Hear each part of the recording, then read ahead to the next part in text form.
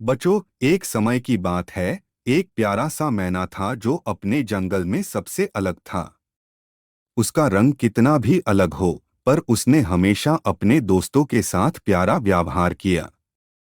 एक दिन जंगल में एक नया शिकारी आया। वो शिकार करने के लिए आया था और अपने टेर से कई पक्षियों को पकड़ कर ले गया। इसने जंगल में भयंकर माहौल बना दिया।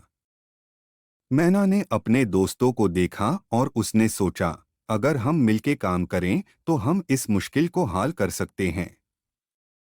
इसने सभी पक्षियों को बुलाया और एक मिलनसार योजना बनाई। सबने एक दूसरे की मदद की। साथ मिलकर उन्होंने छलांग लगाई। उधर भरोसा और यहाँ सहयोग था। मैना ने दिखाया कि यूनिटी में ही स्ट्रेंथ होती है। उनका मेलजोल शिकारी के नकली राज को समझने में मदद करता है। जब शिकारी ने देखा कि जंगल के पक्षी एक हो गए हैं, तो उसने हार मान ली।